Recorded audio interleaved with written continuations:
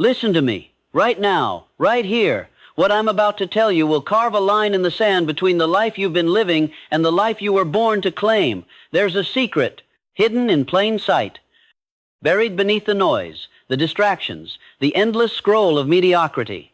For over 2 decades, I studied the minds of more than 500 of the most powerful, the most successful, the most unstoppable men and women who ever walked this earth. I wasn't looking for talent. I wasn't searching for luck. I was hunting for one thing, the invisible thread that tied them all together, and I found it. It's so simple, most people miss it. So profound that once you understand it, you'll never be the same. Carnegie, Ford, Edison, Rockefeller. These names echo through history not because they were gifted, but because they discovered something the masses refused to believe. They had a morning ritual, a secret practice that programmed their minds for victory before the sun even kissed the horizon, before their feet touched the floor. Before the world could touch them with its doubt and its fear, they had already won the day. Now let me ask you something. How do you wake up? Be honest. You open your eyes, and what floods your mind? The same worries from yesterday, the same fears about money, the same doubts whispering that you're not enough, that it's too late, that you'll never break through. You rise from bed already defeated, your mind poisoned with the limitations you inherited from a world that settled. This is the poverty of the mind, and it afflicts 98% of humanity. It's the reason they remain chained to lives of quiet desperation, working jobs they hate, tolerating relationships that drain them, watching their dreams fade into regret. But today, this ends. Right now, as you hear these words, that chain is about to shatter. Because I'm going to reveal to you what the first 5 minutes after you open your eyes will determine. Whether you conquer the day or the day conquers you. Whether you rise as a master of your fate or remain a victim of circumstance. Every empire, every breakthrough, every fortune that changed the world began not in a boardroom, not in a factory, but in the quiet stillness of dawn when a determined soul spoke certain words with absolute conviction and unshakable faith. Your mind is not just flesh and neurons. It's a transmitting station, a receiving tower connected to infinite intelligence. When you speak words charged with emotion, drenched in belief, you send a command directly into your subconscious mind. And your subconscious doesn't argue. It doesn't question. It doesn't doubt. It simply obeys. It accepts what you feed it and begins immediately to manifest it in your reality. This isn't philosophy. This is law. Proven in the laboratories of life by every person who ever rose from nothing to everything. Andrew Carnegie knew this. Before the sun painted the sky, he stood at his window and declared his intentions with such power that when he walked into a room, men felt his presence before he spoke. Thomas Edison understood it. In the silence of his laboratory, before the work began, he affirmed his connection to the source of all knowledge, Rockefeller, Ford, Schwab. They didn't start their days with the news. They didn't drown in idle chatter. They programmed their minds with deliberate, purposeful words that set them on a path to domination. You've been the victim of your own mental laziness for too long. You've let your mind run wild like an untamed horse, dragging you through valleys of fear and fields of doubt. But what I'm about to give you is the bridle, the bit, the reins. 11 phrases that will give you absolute mastery over your mind, and through that mastery, control over your entire existence. These aren't affirmations you whisper half-heartedly into the mirror. These are commands, forged in the fires of success philosophy, distilled from the actual practices of men and women who built empires from dust, who transformed industries, who left scars on history that will never fade. Each phrase is a key, unlocking a door in your subconscious that's been sealed shut. Together they form a master key that opens the vault of unlimited achievement. But understand this. The words alone are dead, empty, meaningless. It's when you combine these words with burning emotion, with absolute faith, with a fire that refuses to be extinguished, that you set forces in motion that will reshape your reality. The transformation requires 2 things from you. First, speak these phrases every single morning without fail. Not when you feel like it, not when it's convenient, every single morning. Second, speak them with conviction that shakes your bones, with faith that moves mountains, with emotion that floods every cell of your being. Because the universe doesn't respond to empty words. It responds to belief backed by feeling. It responds to intention wrapped in power. Prepare yourself. You're about to learn the morning ritual that separates the masters of life from its victims, the ritual that turns ordinary men into legends, the ritual that will mark this day as the beginning of your transformation. I am the master of my fate. Let these 6 words carve themselves into your soul, burn themselves into your consciousness, until they become more real than the air you breathe. Because they contain the power to lift you from the depths of despair to the heights of unimaginable achievement. I knew a man once. Broken, defeated, sitting in my office with tears streaming down his face, convinced that the world had conspired against him. His business had collapsed, his savings evaporated, his confidence shattered into 1,000 pieces. He blamed the economy, the government, his competitors, everyone and everything except himself. I gave him only these 6 words. I told him to stand before his mirror every morning and repeat them with every ounce of strength in his being. 6 months later, he walked back through my door. But he wasn't the same man. He stood taller. His eyes burned with purpose. He had not only recovered everything he lost, he had built a fortune twice as large. What changed? Not his circumstances, his mind. He stopped being a leaf blown by the wind. He became the wind. Most people live their entire lives as victims, leaves scattered by circumstance. They blame their parents, their education, the economy, the government, their boss, their spouse. They blame everyone and everything except the one person who holds all the power, themselves. But here's the truth that will set you free. You are not the victim of fate. You are its author. Every single circumstance in your life today, every situation you face, every challenge that confronts you is the direct result of thoughts you planted in your mind yesterday. Your thoughts create your reality with mathematical precision. When William Ernest Henley wrote those immortal words, "I am the master of my fate, I am the captain of my soul," he wasn't writing poetry. He was stating universal law, law as immutable as gravity. Your dominant mental attitude determines whether you attract success or failure, wealth or poverty, joy or misery. This isn't wishful thinking. This is the practical application of mental law that works whether you believe in it or not. Consider Charles Schwab. He started as a day laborer in Andrew Carnegie's steel mills, earning a single dollar a day. Dirt under his fingernails. Sweat on his brow. But Schwab understood something that separated him from every other man in that mill. He was the master of his fate.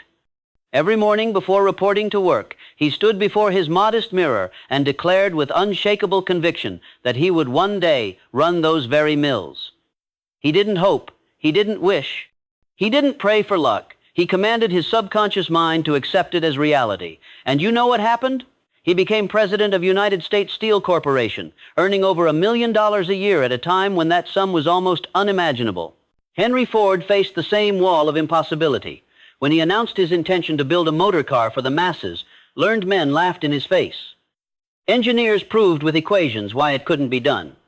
Financial experts showed him the numbers that guaranteed bankruptcy. Even his own father tried to discourage him, but Ford knew a secret that his critics didn't. He was the master of his fate. Every morning, he renewed his mental declaration of sovereignty over circumstance. When setbacks came, and they came by the dozens, he reminded himself that fate wasn't something that happened to him. It was something he created with each thought, each decision, each action. Your subconscious mind is like the richest soil on earth. It will grow whatever seeds you plant. When you declare, "I am the master of my fate," you plant seeds of personal power, of self-determination, of unlimited possibility. But this must be done with feeling. Stand before your mirror. Look yourself directly in the eyes and speak these words as if your very life depends on them, because it does. Feel the power surge through your veins. Feel the chains of victimhood shatter and fall away. Feel yourself taking command of your destiny. The law of attraction operates through the subconscious. When you truly believe you are the master of your fate, your mind begins to attract the people, the circumstances, the opportunities that align with that belief. You stop repelling success with thoughts of limitation. You begin magnetically drawing it to you with thoughts of power and possibility. This isn't mysticism. This is mental law proven by every person who ever rose from obscurity to greatness. My definite chief aim guides my every action. These 8 words are the starting point of all achievement. Without a definite chief aim, you're a ship without a rudder, drifting wherever the currents of life choose to take you. But with a definite purpose fixed firmly in your mind, you become a guided missile moving with unstoppable force toward your target. 98 out of every 100 people fail because they never decide exactly what they want. They have wishes, dreams, hopes, but no definite chief aim. They scatter their energies in a dozen different directions and wonder why they never get anywhere. Edwin Barnes was nobody, no money, no connections, no special talents. Just a burning desire to become Thomas Edison's business partner. Every morning before dawn, he stood in his shabby room and declared his intention. He didn't say he hoped to work for Edison. He declared he would be Edison's partner. When he finally made his way to Edison's laboratory, he arrived looking like a tramp. But Edison, who could read men's souls through their eyes, saw something different. He saw the fire of definite purpose, burning so bright it could not be extinguished. Years later, after Barnes had become wealthy as Edison's partner, Edison said, "I gave him the opportunity because I saw he had made up his mind to stand by until he succeeded." Your definite chief aim is not a wish, it's a command to your subconscious mind. When you state it each morning with absolute conviction, you activate forces within yourself that begin immediately to transform that aim into physical reality. John Rockefeller knew at 23 years old that his definite chief aim was to become the world's greatest oil refiner. He spoke it. He breathed it. He lived it. Every decision, every action was guided by this central purpose. The result? Standard Oil and a fortune that staggered the imagination. The principle of concentration demands that you focus all your energies on your definite chief aim. Scattered thinking leads to scattered results. But concentrated thinking, guided by definite purpose, produces concentrated power. Your subconscious mind works 24 hours a day to manifest what you've clearly defined and emotionally charged.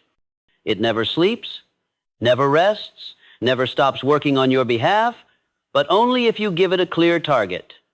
Each morning as you speak this phrase, see your definite chief aim as already accomplished. Feel the joy, experience the satisfaction. Your subconscious mind cannot tell the difference between a vividly imagined experience and reality. When you consistently visualize your goal as achieved while declaring your definite purpose, you create a mental pattern that your subconscious must follow. This is the secret of all great achievement. Knowing exactly what you want and maintaining that vision with unwavering faith until it materializes in your life. I possess within me all the power I need. Stop, right now.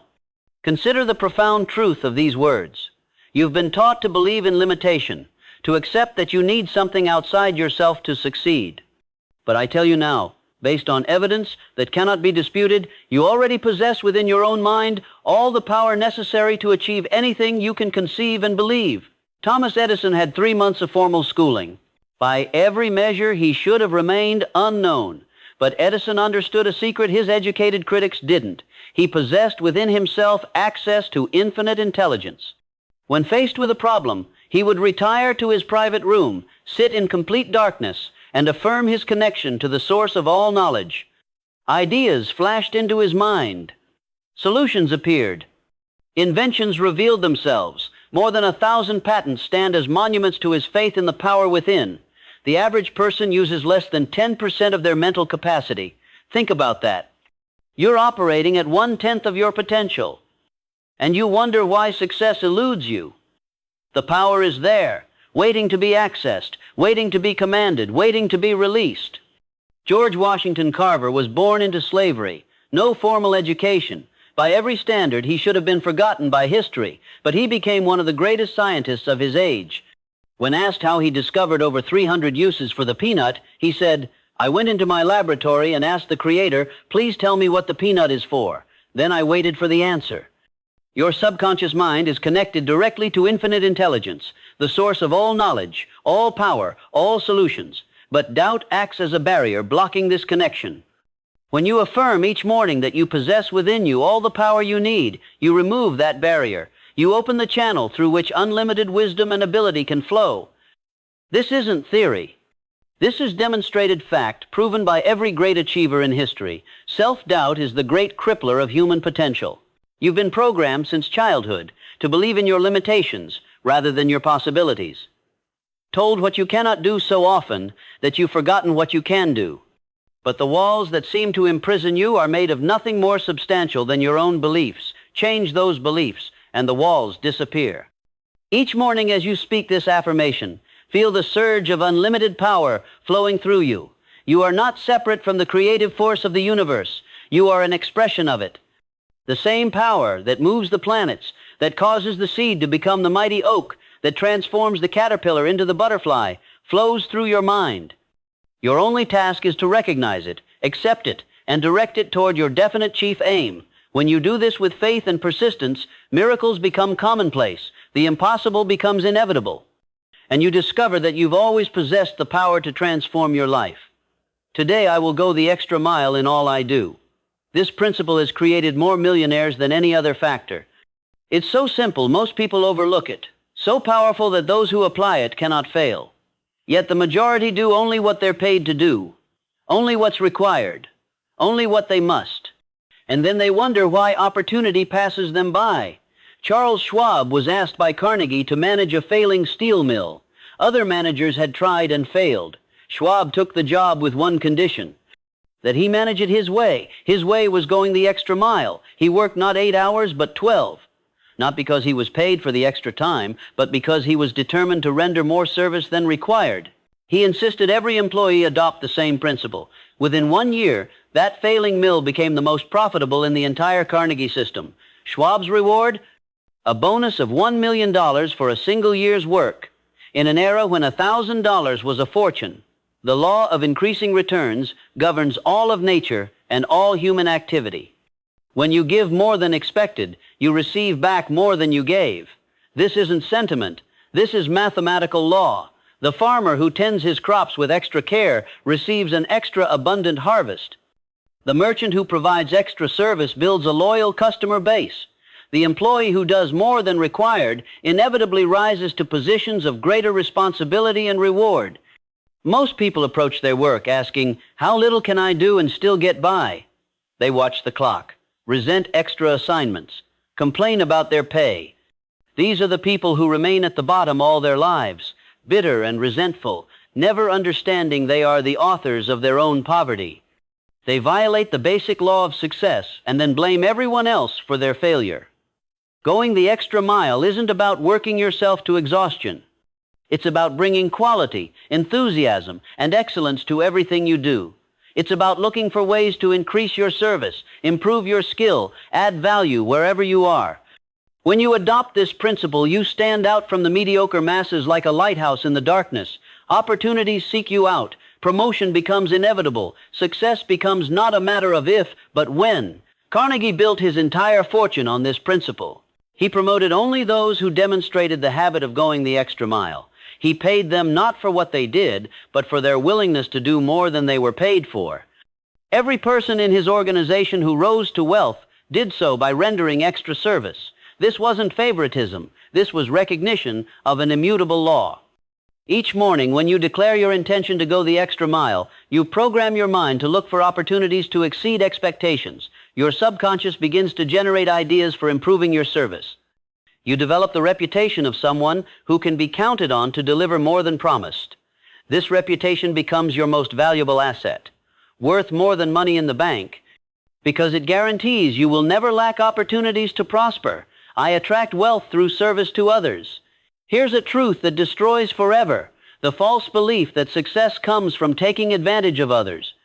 Every great fortune, without exception, has been built on a foundation of service. The size of your reward in life will always be in direct proportion to the amount and quality of service you render. Henry Ford became one of the richest men in the world, not by exploiting others, but by serving them. His obsession wasn't profit. It was providing affordable transportation to the masses. He revolutionized production not to increase his wealth, but to decrease the cost of automobiles so more people could afford them. The fortune that flowed to him was the natural result of the service he rendered to millions. He said, "A business that makes nothing but money is a poor business." Money is nothing more than a symbol of service rendered. It flows to those who provide value and away from those who seek only to take. This is the law of compensation, and it operates as reliably as gravity.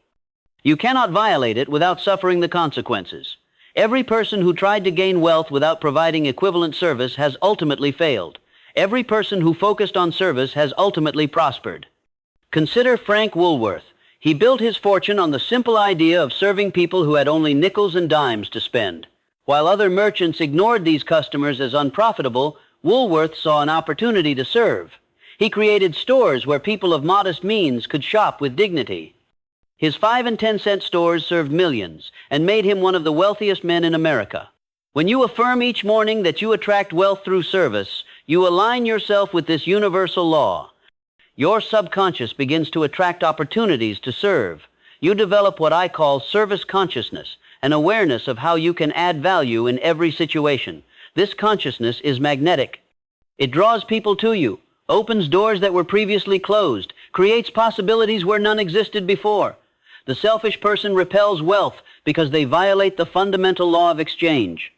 They try to get without giving, to reap without sowing, to withdraw without first making deposits. But the person with service consciousness attracts wealth because they understand that giving precedes receiving, that sowing precedes reaping, that deposits must be made before withdrawals. This isn't just good business. This is the fundamental operating principle of the universe. When you work with this principle instead of against it, success becomes not only possible but inevitable. I transform every failure into a stepping stone. Listen carefully. This principle will free you forever from the fear of failure that paralyzes most people. Every adversity, every failure, every heartache carries with it the seed of an equal or greater benefit.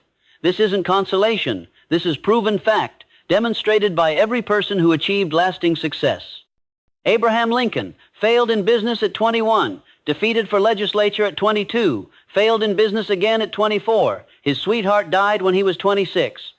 Nervous breakdown at 27.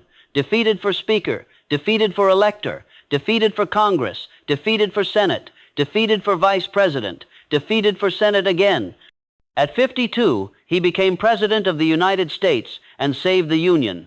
Every failure had been preparing him, strengthening him, teaching him the lessons he would need for his ultimate destiny. Edison's teacher said he was too stupid to learn, fired from his first 2 jobs for being unproductive. When inventing the light bulb, he failed over 10,000 times. A reporter asked how it felt to fail so many times. Edison replied, "I have not failed. I've just found 10,000 ways that won't work." Each failure brought him closer to success because he understood that failure is nothing more than a stepping stone to achievement. Most people accept failure as final. They quit at the first sign of defeat. They interpret temporary setback as permanent disaster. But there is no such thing as permanent failure except for the person who accepts it as such. Every failure is temporary. Every defeat is educational. Every setback is a setup for a comeback, but only for those who refuse to quit. Your subconscious mind has the miraculous ability to transform any experience into an asset. When you affirm each morning that you transform every failure into a stepping stone, you program your mind to look for the lesson, the opportunity, the hidden benefit in every setback. You develop failure immunity, the ability to bounce back quickly from any defeat and use it as fuel for your next success. Nature requires opposition to create strength. The tree that stands against the wind develops the deepest roots. The muscle that works against resistance grows the strongest. The person who overcomes the most failures develops the greatest capacity for success. When you understand this principle and apply it consistently, you stop fearing failure and start welcoming it as a teacher, a strengthener, a necessary step on the path to achievement. You realize success is not the absence of failure, but the transformation of failure into wisdom, strength, and determination. I am building my success with patience and persistence. In this age of instant gratification, this principle has been forgotten, yet it remains as true today as it was in the beginning. All enduring success is built gradually, methodically, persistently over time. There are no shortcuts, no magic formulas, no overnight transformations. Success is a building process, and like all building, it requires patience and persistence. Impatience is the great destroyer of potential success. It causes people to abandon their efforts just before the breakthrough comes. The patient person understands there's a season for planting and a season for harvesting, and one cannot be rushed into the other. Persistence is the quality that makes all other qualities effective. Without it, talent is wasted. Education is meaningless. Opportunity is squandered. But with it, Even ordinary ability can achieve extraordinary results. Nothing in the world can take the place of persistence. Talent will not. Nothing is more common than unsuccessful men with talent. Genius will not. Unrewarded genius is almost a proverb. Education will not. The world is full of educated failures. Persistence and determination alone are omnipotent. Each morning, when you affirm you are building your success with patience and persistence, you program your mind for the long game. You immunize yourself against instant gratification. You align yourself with the natural laws of growth. You join the ranks of those who understand success is not a sprint but a marathon, not a single event but a process, not a destination but a journey that requires patience for the distance and persistence to keep moving forward regardless of obstacles. My mind is closed to all negative influences. Your mind is a garden that will grow whatever seeds are planted. If you allow others to plant seeds of doubt, fear, and limitation, that's what will grow. But when you close your mind to negative influences and plant only seeds of faith, confidence, and possibility, you create a mental garden of success. The world is full of people who will tell you what you cannot do. They failed, so they believe you must fail. They quit, so they expect you to quit. They accepted limitation, so they try to impose limitation on you. Negative thoughts are contagious. They spread from mind to mind like disease. When you associate with negative people, when you listen to their complaints and criticisms, when you allow their fears to enter your consciousness, you become infected. Your positive thoughts are overwhelmed. Your faith is weakened. Your dreams begin to die. This is why you must guard your mental gates as carefully as you would guard your home against intruders. You must become a guardian at the gate, examining every thought, every influence, every suggestion, and allowing entry only to those that support your definite chief aim. Each morning, when you declare your mind is closed to all negative influences, you activate your mental immune system. You create a protective barrier around your consciousness. You join the ranks of those who understand we become what we think about, and therefore we must think only about what we wish to become. This is not optional for success. It is absolutely essential. The person who allows negative influences to dominate their thinking is defeated before they begin. I give thanks for this day and its opportunities. Gratitude is not merely a pleasant emotion. It is a magnetic force that attracts more of what you appreciate. This is law as reliable as physics. What you focus on with emotion expands. When you focus on lack, you get more lack. When you focus on abundance, you get more abundance. Gratitude is the master key that shifts your focus from what's missing to what's present. John Rockefeller began each day with thanksgiving. Even when he was a struggling bookkeeper earning less than $1 a day, he gave thanks for his health, his job, his opportunities to learn and grow. This attitude of gratitude attracted to him the people and circumstances that helped him build Standard Oil. He said his success came not from financial genius, but from his habit of appreciating what he had while working for more. What you appreciate appreciates. When you give thanks for your current blessings, however small, you create a mental atmosphere that attracts greater blessings. This is practical application of mental law. Your subconscious is programmed to notice and attract more of whatever you focus on with emotion. Gratitude provides that emotion in its most powerful form. When you speak this affirmation each morning with genuine feeling, you activate one of the most powerful forces in the universe. Your subconscious begins to scan your environment for opportunities you might otherwise miss. You develop opportunity consciousness, the ability to recognize and capitalize on the possibilities that surround you. These opportunities were always there, but gratitude opens your eyes to see them. The ungrateful person lives in a prison of their own making, surrounded by blessings they cannot see, opportunities they cannot recognize, abundance they cannot access. But the grateful person lives in an ever-expanding universe of possibility. Each thing they appreciate leads to something else to appreciate. Each opportunity recognized leads to greater opportunities. Each blessing acknowledged attracts more blessings. This is the upward spiral of success, and it begins with the simple but powerful act of giving thanks. I act with decision and courage today. Indecision and procrastination have murdered more opportunities than all other causes combined. While you hesitate, life passes by. While you deliberate, others take action. While you wait for perfect conditions, those who act with imperfect conditions claim the prizes you desire. Successful people make decisions quickly and change them slowly. The universe rewards action and punishes hesitation.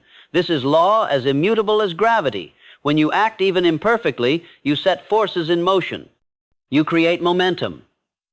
You generate feedback that allows you to adjust your course. But when you hesitate, you create nothing but stagnation. You generate only regret. You attract nothing but missed opportunities. Fear is the parent of indecision.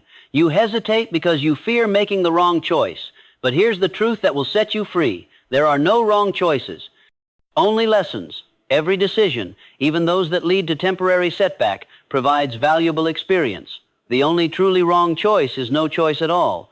The person who makes a decision and acts upon it, even if it proves incorrect, is infinitely better off than the person who makes no decision and remains stuck in place.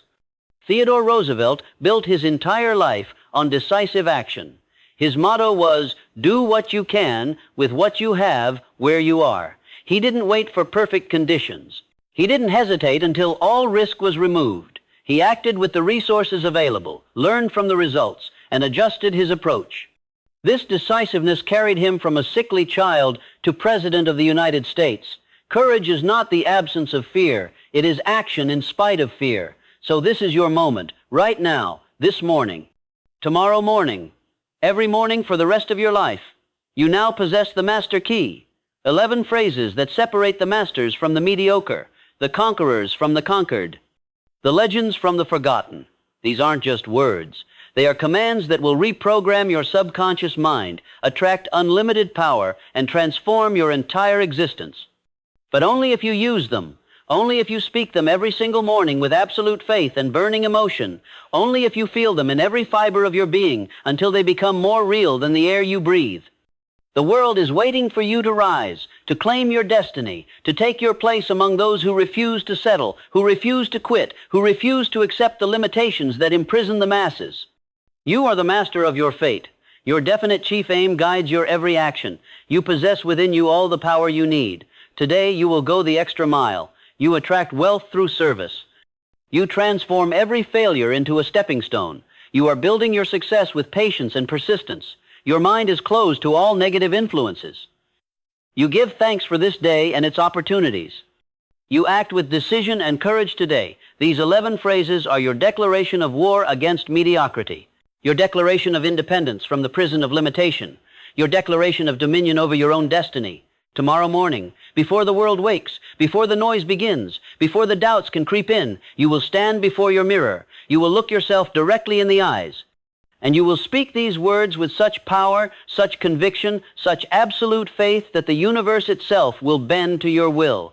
You will feel the transformation begin, not someday, not eventually, tomorrow, and the next day, and every day after that, until these words become who you are, until you no longer need to affirm them because you embody them, until you become living proof that the masters weren't born, they were made in the quiet hours of dawn, made by speaking truth with power, made by refusing to accept anything less than greatness. This is your moment. This is your morning. This is your life. Rise, claim it, become it. The morning ritual that separates the masters from the mediocre is now yours. Use it, and watch as everything changes.